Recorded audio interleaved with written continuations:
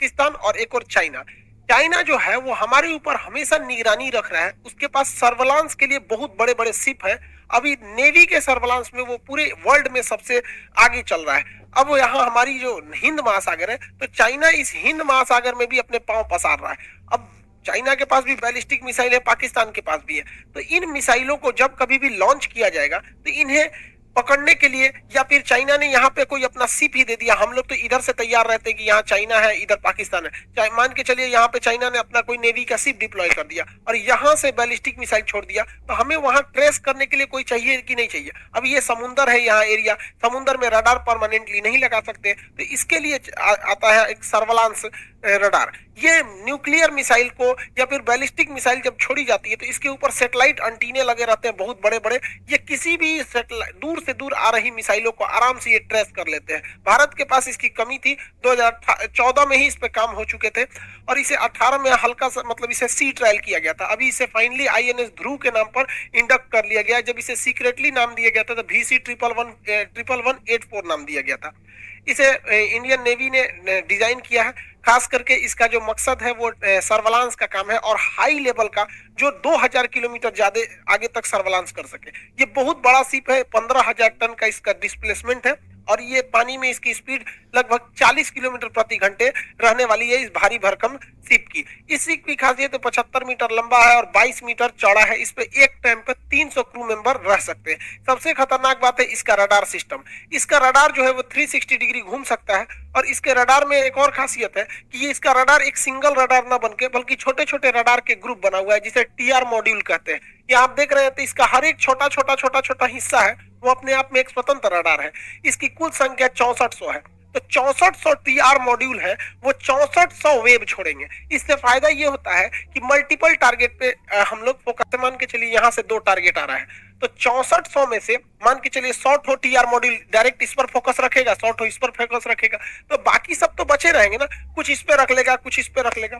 तो पहले एक सिंगल रडार होता था जो एक ही पे नजर रख पाता था। तो अब TR मॉड्यूल से क्या है कि जिधर हमको थ्रेट ज्यादा है अपने TR मॉड्यूल को उस डायरेक्शन में हम लगा देंगे ताकि वहां पर पर्टिकुलर हम लोग निशाना लगा सके और ये एक साथ 10 टारगेट पर निशाना लगा सकता है, मतलब लॉक कर सकता है, उसे नजर रख सकता है और 2000 किलोमीटर दूर से ही ये रडार जो है इस INS ध्रुव पर लगाया गया है वो दुश्मन पर नजर रख सकता है। इसके पिछले डेक पर एक हेलीकॉप्टर को लैंड करने के लिए भी जगह दिया है ताकि वो इमरजेंसी की स्थिति में यहाँ पर इवैक्यूएशन या जरूरी संसाधन या यहाँ से लोगों को निकालने में मदद कर सके। बैलिस्टिक मिसाइल बहुत दूर तक हमला कर सकती है, ये कई हजार किलोमीटर जा सकती है, डायरेक्ट हमला नहीं करती है, ये छुपी हुई जगह पे रहती है, या वो सबमरीन से लॉन्च कर दी जाएंगी या फिर कनेस्टर्स में इस तरह से लॉन्च कर दी जाती है और जब वो री एंट्री करती है तब आदमी को पता चलता है कि हमारे ऊपर मिसाइल का अटैक हो गया। बीच में अगर पता चल जाएगा तो हम उसे न्यूट्रलाइज कर सकते हैं। इसे ही न्यूट्रलाइज करने के लिए और समुद्री एरिया में पता लगाने के लिए INS ध्रुव काम करेगा। यहाँ से अगर कोई बैलिस्टिक मिसाइल लॉन्च की जाती है तो इस रास्ते में ही इसे ट्रैक कर लेगा कि ये किस स्पीड से जा रहा है और कहां तक ये जा सकता है और फर्दर इंफॉर्मेशन भेज देगा वो अपने दूसरे शिप पर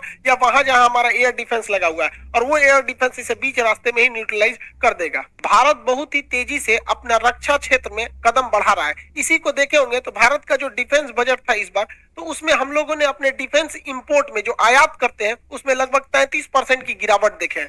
अब हम लोग का जो देखिए, हम लोग का जो इंपोर्ट होता है वो बहुत ज्यादा होता था। एक वक्त था जब दुनिया में हम टॉप पर थे, लेकिन अभी तो सऊदी अरब टॉप पर है, फिर आता है इंडिया, फिर मिस्र, ऑस्ट्रेलिया और चाइना आते हैं इंपोर्ट के मामले में। तो अब हम लोग, भारत सरकार ने लगभग 150 ऐसे छोटे बड़े हथियारों का लिस्ट बनाया है जिसका हम इंपोर्ट नहीं करेंगे बल्कि भारत से ही उसे बनाएंगे, भारत के ही जो मेक इन इंडिया प्रोग्राम के तहत। और हम लोग एक्सपोर्ट पे भी ध्यान दे रहे हैं। तो एक्चुअली क्या है कि हम लोग इंपोर्ट को कम कर दिए ताकि हम स्वदेशी बना रहे हैं, इसलिए हम लोग का 33% गिरावट देखा गया। इसका मतलब ये नहीं है कि हम लोगों ने हथियारे नहीं लाए हैं या फिर सेना में कुछ छूट दे दिया गया या फिर उसमें ढिलाई बरती जा रही, ऐसा नहीं है, हम उसे बना रहे हैं। तो जब हम मेक इन इंडिया करेंगे तो इंपोर्ट घटेगा ही। ये अच्छी बात है कि हमारे यहाँ घट रहा है और इंपोर्ट घट रहा है और एक्सपोर्ट बढ़ रहा है, लेकिन बहुत संतोषजनक एक्सपोर्ट नहीं देखा जा रहा है सेना के सेक्टर में। डिफेंस में सबसे ज्यादा यूएस का वर्चस्व है, 37% लगभग पूरी दुनिया का एक्सपोर्ट अकेले यूएसए कर देता है, 17% रूस करता है, 8% फ्रांस, चाइना का नंबर चौथे नंबर पर है 5.2% पे, इंडिया 0.2% है। हालांकि इंडिया का बहुत पीछे है। और आज की जो लड़ाई होगी वो मेनली मिसाइलों और क्रूज मिसाइल और इस पे डिपेंड करेगी ड्रोन पर। ड्रोन के टेक्नोलॉजी में भारत बहुत ही पीछे है, हालांकि क्रूज मिसाइल के टेक्नोलॉजी में भारत बहुत आगे है। आपको बताए भी थे, हम लोगों ने फिलीपीन को एक्सपोर्ट करना चालू भी कर दिया है। भारत अभी मुख्य रूप से बड़े जो एडवांस लेवल के चीजें हैं उन्हीं का आयात कर रहा है, जैसे में राफाल हो गया, S-400 हो गया, चिनूक हेलीकॉप्टर हो गए, इस तरह के कुछ हल्के हेविटजर ये सब हो गए, एयर डिफेंस, इसी सब चीजों का भारत आयात कर रहा है, जिसकी टेक्नोलॉजी भारत के पास अभी उतनी अच्छी नहीं है और उसकी सख्त जरूरत है। जबकि अगर देखेंगे भारत को निर्यात करने के लिए, तो भारत ने बहुत सारे छोटे छोटे देशों को निर्यात करना चालू कर दिया है, चाहे वो अफ्रीका के देश हो, हमारे पड़ोसी देश हो, उन लोग को निर्यात करना चालू कर दिया। चाहे वो अभी देखेंगे मेक इन इंडिया के साथ ही हम लोगों ने अपना हेलीकॉप्टर, अपना तेजस जहाज, फिर एयरक्राफ्ट कैरियर तक बना दिए। तो इन सब छोटे छोटे हथियारों को भारत बहुत ज्यादा एक्सपोर्ट कर रहा है, इससे भारत में रोजगार भी बढ़ेगा और भारत को एक्सपोर्ट भी बनेगा। देखिए, ऐसा नहीं है कि एक मेन रोजगार के लिए जितना हथियार हम बनाएंगे ना, तो उसके बाद हमें उससे कुछ सीख मिलेगी, तो हमारी टेक्नोलॉजी खुद एडवांस होगी। अब हम बनाएंगे ही नहीं, सोचेंगे कि एक ही बार हम राफेल बनाएंगे, तो ऐसा नहीं है। देखिए, हम जब दीवार पे कांटी ठोकते हैं तो एक बार हथौड़ी मारते हैं तो कांटी नहीं जाता है, लगभग 8-10 बार मारना पड़ता है। तो इसका मतलब ये नहीं कि जो पहली दूसरी तीसरी बार आप हथौड़ी मारे थे उसका कोई वैल्यू नहीं है, उसका भी बराबर वैल्यू है उसमें यहाँ पे, लेकिन फाइनली सफलता अंतिम में मिलती है। तो फ्रांस ने जो राफेल बना लिया है, फर्स्ट टाइम में राफेल नहीं बना लिया था, उसकी भी बहुत सारी टेक्नोलॉजी फेल हुई थी। तो हम जितना ठोकर खाएंगे उतना ही हम समझेंगे कि आखिर इसमें क्या क्या टेक्नोलॉजी हो रही है। आत्मनिर्भर होना इतना ज्यादा जरूरी है कि अभी देखेंगे जापान का म्यांमार के साथ बड़ा अच्छा रिलेशन था, लेकिन अभी म्यांमार में तख्ता पलट हुआ है। तो तख्ता पलट होने से पहले म्यांमार की सरकार जो आंग सान सू की थी, वो जापान से एक सैटेलाइट लॉन्च करने के लिए बोली थी। तो जापान ने उस सैटेलाइट को डायरेक्ट लॉन्च नहीं किया, बल्कि उसने इंटरनेशनल स्पेस स्टेशन पर इसे ले जाके लॉक किया और कहा कि भाई हम इसके बाद इसे जब एक उचित ऑर्बिट आएगा तो हम उसमें लॉन्च कर देंगे।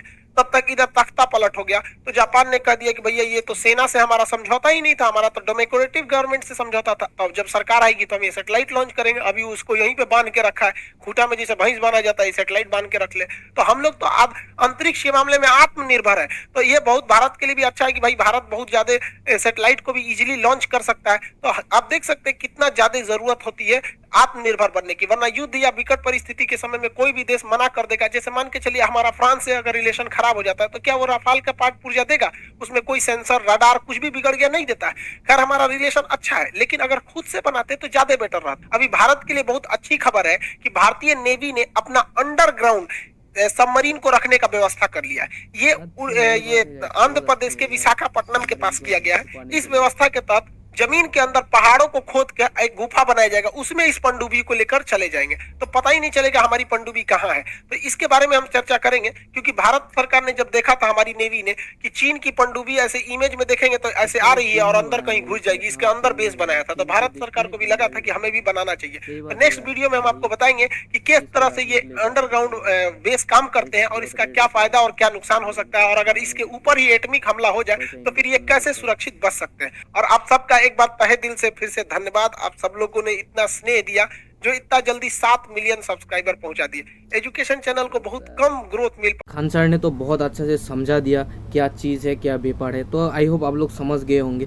तो गैस आप लोगों को तो पता ही होगा, हमेशा हम लोग का दो दुश्मन रहता है गैस, एक पाकिस्तान है, दूसरा चाइना है। और गैस चाइना की हरकत तो आप लोगों को अच्छा से पता ही है। तो गैस इंडिया को भी बहुत ज़्यादा डिफेंस में ध्यान देना पड़ेगा गैस, और ज़्यादा डिफेंस बजट बढ़ाना पड़ेगा गैस। जितना है उससे ज़्यादा होगा तो और अच्छा होगा, क्योंकि गैस आप लोगों को पता है हमेशा हम लोगों को दो फ्रंट लड़ाई करना पड़ेगा गैस, दोनों तरफ हमारा दुश्मन है।